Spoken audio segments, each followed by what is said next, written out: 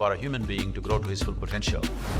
No human being should live in an unconsecrated space is something which is deep-rooted in this culture. You are not going to witness the consecration, you are going to participate in the consecration process. Stability, balance is the most important quality. If this one thing is not there, with all the other things you still may not make it anywhere.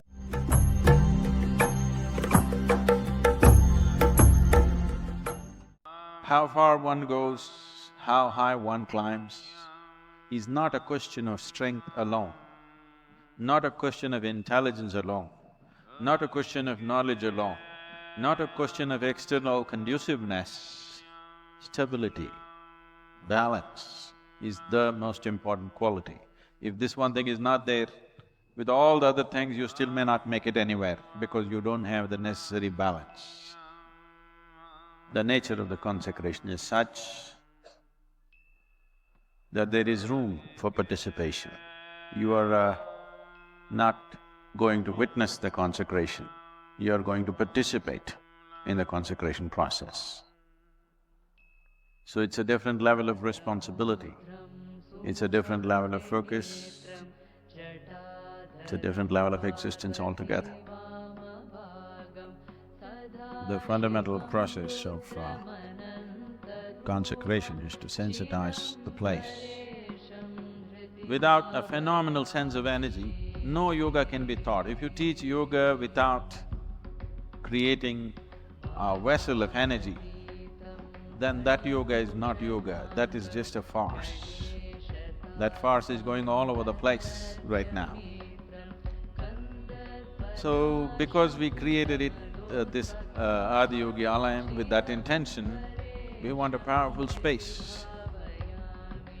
We want this to be such a vibrant space that if you simply sit here, really tune into what's happening, you must be able to know all the Yoga Sutras. You never have to open a book, never have to listen to anybody. You just have to energy tune yourself and it'll be there. Tomorrow, when we are not here, there still has to be a space which will teach yoga. Maybe there will be just a teacher, maybe there will be no guru here, maybe there will be just a teacher. Even if a teacher stands here, suddenly things should come out of them that they do not know. They should begin to say things, they should begin to feel things, they should begin to experience things that they themselves do not know. Only then we can transmit this. That's why so much effort is going into this and will further… many more things have to be done with this. This sense of no human being should live in an unconsecrated space is something which is deep-rooted in this culture. What kind of space you live in, this is very important in the East. This culture produced a galaxy of knowledge, a galaxy of enlightened beings. Every generation produced this simply because they took care of any number of aspects like this. In the last few hundred years, in the last 800 to 900 years, this got badly fractured because of invasions and displacement of people and so many things. If you create large spaces of consecrated space, large consecrated spaces where the whole generation of people are in touch with that kind of energy and space. This fortune almost every family had because before they moved into homes, they did this. Periodically they did something to enhance the house. This is part of almost every house. Every household at least once a year conducted the needed rituals and processes to see that the space in the house is enhanced. A basic understanding, or rather an essential understanding of how to generate a conducive atmosphere for a human being to grow to his full potential. Namaskaram everyone. Now, why is Sadhguru doing so many consecrations? There are so many critics who are judging him by simply seeing the pace of his work, and many of them are continuously arguing on the point that Sadhguru wants to create a Hindu rastra, or he is biased towards Hindus or he is religious, etc. etc. Well, is that true? Now moving forward to the answer, you might have heard Sadhguru talking in his videos that consecration is a life process. If you transform mud into food, we call this agriculture.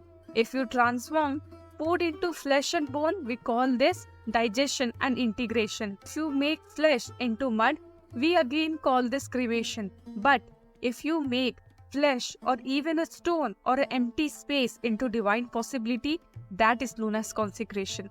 Today, modern science is telling that everything is the same energy manifesting itself in million different ways. If that is so, what do you call the divine? What do you call a stone? What do you call a man or a woman or a demon? All are the same energy functioning in so many different ways. For example, the same electricity becomes light, sound, and so many other things depending upon the technology. So this means that it is just a question of technology. If you have the necessary technology, you can make the simple space around you into the divine exuberance. You can simply take a piece of rock and transform it into god or goddesses. This is the phenomenon of consecration. An enormous amount of knowledge about this dimension of life was perpetuated particularly in this culture, and this was held the most important thing earlier. Because it does not matter what are you eating, how you are, or how long you will live. At some point, a need will come that you want to get in touch with the source of creation. He clearly says that if that possibility is not created across the entire planet, and if it is not available to every human being who seeks, then society has failed to provide the true well-being for a human being. It is with this awareness that in this culture, every street had temples, because even few meters should not be passed without there being a consecrated space. The idea is not to create one temple versus the other, but the idea was that nobody should walk in a space which is not consecrated. Nobody should live in the space which is not consecrated. The temple was always first built, then the houses were built in ancient times. Whether you go to the temple or not, whether you pray or not, whether you know the mantra or not, it is not the point. You must be in the consecrated space every moment of the life. There is an inner strength in Indian culture that stems from a whole science and technology of inner well-being. Right now, the whole world is crying for it. You see temple towns where they build large, magnificent temples that we would not dare to attempt even today with all the machinery we have. If you haven't watched my video about various mystical temples in India and how secretly they were made, you can just watch them after this video. I have given the link in the description. Now moving forward, the very fundamental building block in the system can be changed very rapidly if one lives in a consecrated space. If you want to produce generations of enhanced human beings, you need this kind of space. Otherwise, only by accident or by personal dint, someone may become something. You still will not produce a generation of beautiful people. So, if a large number of people are constantly touched by the consecrated spaces, human beings would blossom with a completely different sense of well-being, homogeneity, and organic way of looking life, and above all, a full-fledged human being. Apart from all these, there are at least 100 requests right now for Sadhguru to consecrate major projects, largely in India, but some outside the country too. These are not necessarily temples. For a lot of major real estate projects, they want to create energy centers. But largely, the world is still at a level of ignorance where they think that by consecrating a space, you are bringing some religion into their lives. Sadhguru has even asked for people who can help them in consecration because he alone can't do, because there is so much energy involved, and due to time, age, and various other circumstances, a lot of those structures are just going away. Because consecration needs a different kind of people. One can prepare them, but fundamentally, trust and commitment are very much needed. In order to make a human being into a powerful instrument so that he or she can consecrate the spaces, it is very necessary to twist and turn a bit. And that is why trust, commitment is very much required. If something has to be done that is beyond the normal limitations of what human being can do, it needs an extraordinary sense of commitment, discipline, and devotion to what we are doing. And even in several of the videos, Sadhguru has talked many times that not even 2 to 3% of what he should do in terms of consecration, he is able to do, simply because still do not have the necessary committed force to do it. So the question arises, where to find such people who will think beyond their own lives? So, if we really want to create something, we need to build a strong force. And that is why he is doing so many consecrations. I hope this video reaches to everyone and they get answers to their questions. It is not about religion, it's all about making the whole world into a consecrated space for humanity to become better and evolve at a higher pace. So it's a request that you share this video as much as possible so that it can reach to many people. And at last, if you loved the video and found it meaningful, do not forget to give it a like, share and subscribe.